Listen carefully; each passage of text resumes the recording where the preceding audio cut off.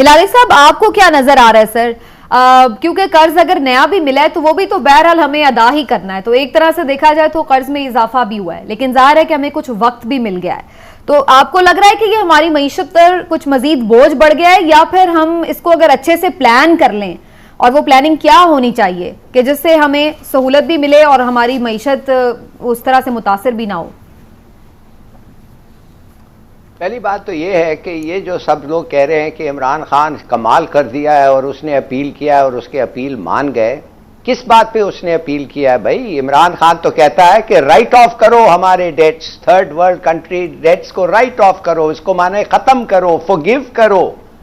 और मैंने आपको उस वक्त कहा था कि ये फॉरगिव नहीं करेंगे और नहीं किया इन्होंने पोस्टपोन कर दिया।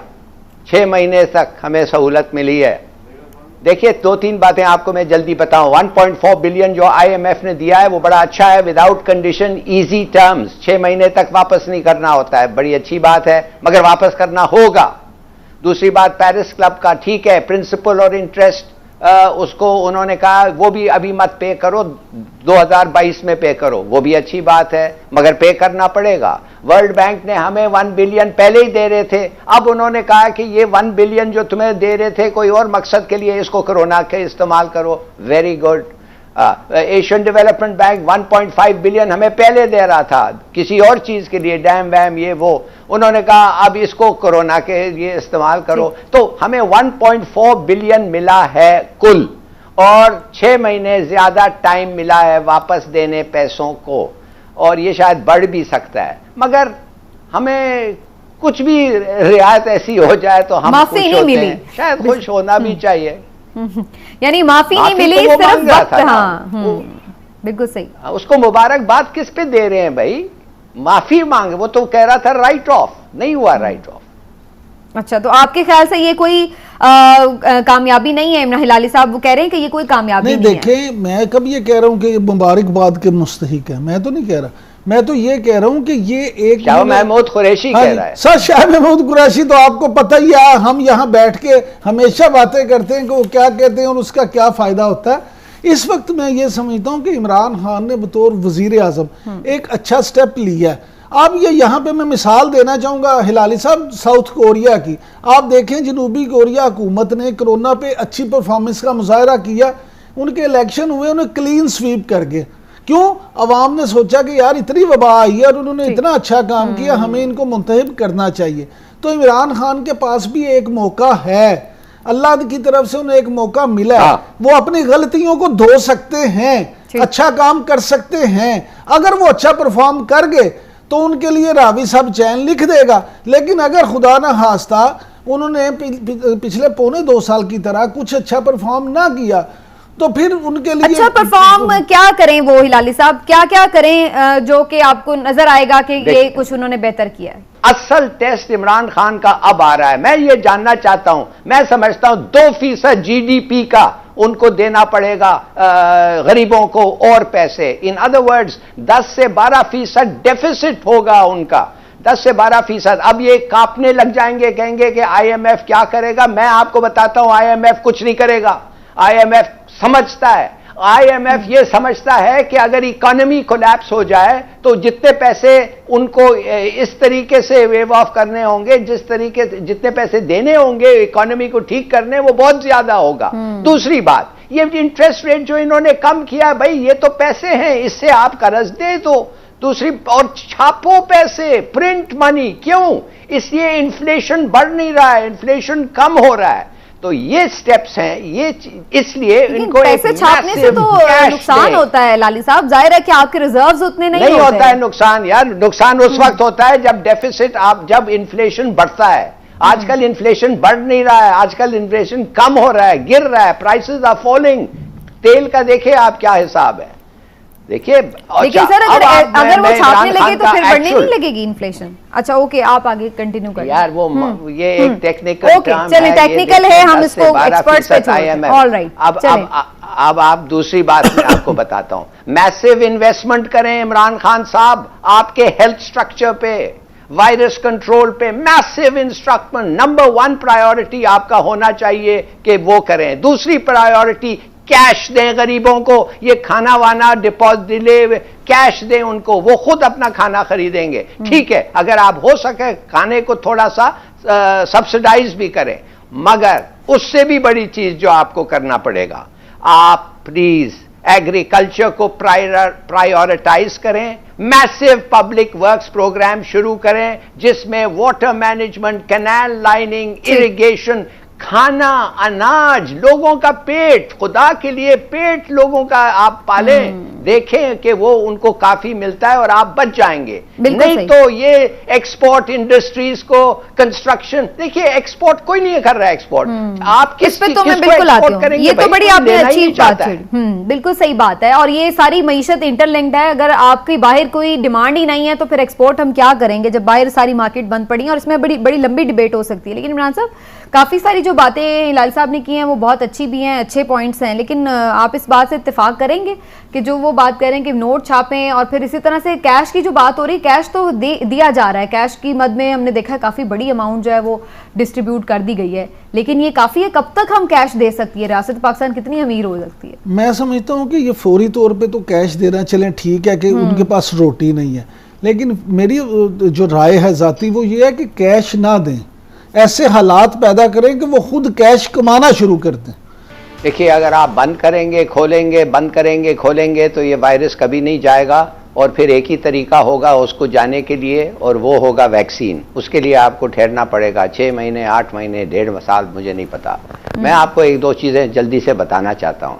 ये वैक्सीन जो है ये क्या है, ये 3 तरीके से ये वैक्सीन ख़त्म हो सकता है। एक तो सॉरी नॉट वैक्सीन, ये वायरस। एक तो है वैक्सीन से ये खत्म हो सकता है, दूसरा तरीका ये है कि सब लोग इन्फेक्ट हो जाएं, फिर खत्म हो जाएगा ये, सब लोग इन्फेक्ट हो जाएं, और अगर अमेरिका में सब लोग इन्फेक्ट हो जाएं तो 3 मिलियन लोग जो हैं मर जाएंगे, वो नहीं हो सकता। तीसरा तरीका ये है कि आप 4 से 6 हफ्ते को सबको बांध दें और उसके बाद 2 हफ्ते ठहरें, और कोई केस अगर नहीं हुआ तो इसका मतलब ये है कि ये वैक्सीन खत्म, ये वायरस खत्म हो गया है, चले गया है, वापस नहीं आ सकता, इट इज एंडेड। क्यों? इंक्यूबेशन पीरियड इस वायरस का 14 दिन है, और 4 से 6 हफ्ते आप अगर लोगों को बंद करें तो वो लोग जो जिस फैमिली में रहते हैं वो भी, उधर भी अगर वायरस स्प्रेड करे तो 4 से 6 हफ्ते में वो पूरे फैमिली को लपेट में लेके चले जाता है। आप समझ गए मेरी बात जी। और उसके बाद खत्म हो जाता है, there is nobody to infect. इसको लोग चाहिए, जब लोग आइसोलेशन में होते हैं तो उनको उनको पकड़ नहीं सकता है, तो ये वायरस खुद से खुद खत्म हो जाएगा। 4 से 6 हफ्ते आप बंद रखें, 2 हफ्ते आप कोई नया केस नहीं होना चाहिए, वही किया जो चीन। और इसमें 4 से 6 हफ्ते आप ये कह रहे हैं कि टाइट वाला लॉकडाउन होना चाहिए, कर्फ्यू टाइप, जिसमें हम ये वाला लॉकडाउन नहीं, जिसमें हम देख रहे हैं कि जो तफरी वाला लॉकडाउन ना हो, फिर वो सही वाला कर्फ्यू टाइप। अभी आप कराची में तो आज ट्रैफिक जैम्स थे भाई, मेरा कैमरामैन आगे कह रहा है कि ट्रैफिक जैम्स थे कराची में। खुदा के लिए ये तरीके से ये खत्म नहीं होगा, ठीक, कम शायद थोड़ा हो जाए मगर खत्म हो ही नहीं सकता है। इसके माने हम सब वैक्सीन के लिए ठहरे हुए हैं। इमरान साहब, कुछ चीजें खोल दी गई हैं, कुछ बंद कर दी गई हैं, लेकिन लोग इस पे भी सवाल कर रहे हैं कि आपकी ये जो दोगली पॉलिसी है, 2 तरफा पॉलिसी है, इसका फायदा होने के बजाय नुकसान हो रहा है, क्योंकि ना तो वायरस खत्म हो रहा है और ना ही पॉलिसी मईशत की कुछ हमें नजर आ रही है, कोई सिमत नजर आ रही है। क्योंकि अगर आप टेलर को खोल रहे हैं तो भाई जब कपड़े की दुकान बंद है तो टेलर क्या सिएगा। अगर आप इसी तरह और कई मिसालें ले सकते हैं कि अगर आप प्लम्बर को खोल रहे हैं तो अगर बाकी सारा सामान सैनिटरी का बंद पड़ा है तो वो क्या लगाएगा, कि कैसे काम करेगा। तो ये तो फिर फायदा नहीं है कि आप आधी चीजें खोल दें आधी बंद करें, उससे ना तो मईशत चलेगी और ना ही कोरोना रुकेगा। इसमें ना 2-3 चीजें हैं। एक तो मैं बता दूं कि हिलाली साहब खुश हो जाए, मैं अभी उनको एक खुशखबरी भी सुनाऊंगा। पहले आपका जवाब दे दूं। पहली बात ये है कि जो आपने बात की है ना, यहाँ वो उस तरह से मुमकिन नहीं है जो हिलाली साहब चाहते हैं ना कि 4 से 6 हफ्ते का कंप्लीट लॉकडाउन। हालांकि पूरी दुनिया में हमारे पास मिसालें हैं। आप सिंगापुर की मिसाल ले लें कि वहाँ ईज डाउन किया था तो साथ ही वहाँ मरीजों की तादाद बढ़ गई। चाइना में देख लें, उन्होंने लॉकडाउन के जरिए से काबू किया। लेकिन हमारे मुआशी हालात ऐसे नहीं हैं कि आप बिल्कुल उस तरह का लॉकडाउन कर दें। कोरोना से तो पता नहीं, हुकूमत भी ये समझती है कि कोरोना से तो पता नहीं लोग मरने या बचने हैं, भूख से 100% मर जाएंगे, इसलिए वो ये खतरा नहीं मोल लेते या ये अफोर्ड नहीं करते। पहली बात। दूसरी बात आ जाते हैं, जो आपने ये बात की ना, वे सिर्फ ये नहीं है, आप देखें कंस्ट्रक्शन इंडस्ट्री को तो खोल दिया, लेकिन वो कहाँ से लेंगे पैसे, मजदूर कहाँ से आएंगे, पब्लिक ट्रांसपोर्ट तो बंद है। अच्छा, उसी तरह आपने कहा जी वर्कशॉप ओपन है लेकिन स्पेयर पार्ट्स की मार्केट्स बंद है। बिल्कुल ठीक। अब ये इस तरह का नहीं, या तो आप एक पॉलिसी ऐसी बना लें कि जिसपे हो कि जनाब ये खुल गया ये बंद है, एक पूरा उसमें एक आप सिस्टम बना दें कि ये इलाके एक्सपोर्ट आपने खोल दी, लेकिन उसकी बाय डिमांड अब ये सारी चीजें हैं ना, अब आ जाते हैं इंटरलिंक्ड है। आप घर बना सकते हैं मगर प्लम्बर नहीं है। सर मैं यही घर बना सकते हैं मगर प्लम्बर नहीं है। नहीं, लेकिन घर कैसे बनाएंगे सर, घर बनाने के लिए आएगा तो घर बनेगा ना। हालांकि ये जो हफ्ता अभी चल रहा है ना, ये पाकिस्तान में बहुत सख्त साबित हुआ। इसी हफ्ते में एक दिन में सबसे ज्यादा जो अमवात है 17, वो इसी हफ्ते में हुई है। और ये बड़े 15 दिन माहिरीन के मुताबिक, डॉक्टरों के मुताबिक बड़े क्रिटिकल है, इसलिए एहतियात जितनी भी हम कर सकें हमें करनी चाहिए। अब आ जाते हैं हिलाली साहब, आपको जो मैं खुशखबरी सुनाना चाहता था वो खुशखबरी सुन लें। खुशखबरी ये है हिलाली साहब के अमेरिका में 2 चीज़ें हुई हैं। एक तो ये कि उन्होंने ये तजर्बा किया है कि मीजल्स जो खसरा है, बड़ा एक बहुत बड़ा ब्रेक थ्रू है कि उसकी उन्होंने जो वैक्सीन थी उसमें थोड़ी सी मॉडिफिकेशन करके तो उन्होंने जानवरों पे ये आजमाई है अमेरिका में। उसका रिजल्ट ये निकला है जनाब कि वो कहते हैं इसके हमें रिजल्ट बहुत अच्छे आए हैं, 100% इससे जानवरों में बेहतरी आई है। ये वैक्सीन अगर अप्रूव हो जाती है तो 2 महीने में मार्केट में अवेलेबल हो जाएगी। दूसरी खुशखबरी सुन ले, दूसरी खुशखबरी भी अमेरिका से है। एडोला की जो एक बीमारी है उसी से उन्होंने, उसमें भी उसकी दवाई में मॉडिफिकेशन की है और उन्होंने इसको इंसानों पे अप्लाई किया है। अच्छा, हाँ जी, अब इंसानों पे अप्लाई करके हिलाली साहब 78% इसके रिजल्ट आए हैं, यानी 78% लोगों को उससे आराम आ गया। अब उन्होंने इस पे क्या किया मजीद, अब उन्होंने इसका साइंटिफिक रीजन वो ढूंढ रहे हैं कि जनाब जो 22% लोगों में इसका अच्छा रिजल्ट नहीं आया उसकी क्या वजह है। अगर वो इसमें भी पहुंच जाते हैं तो उन तिब्बी माहिरीन का कहना है कि जनाब ये भी फिर हम दवाई बहुत जल्दी मार्केट में अवेलेबल करने के काबिल हो जाएंगे।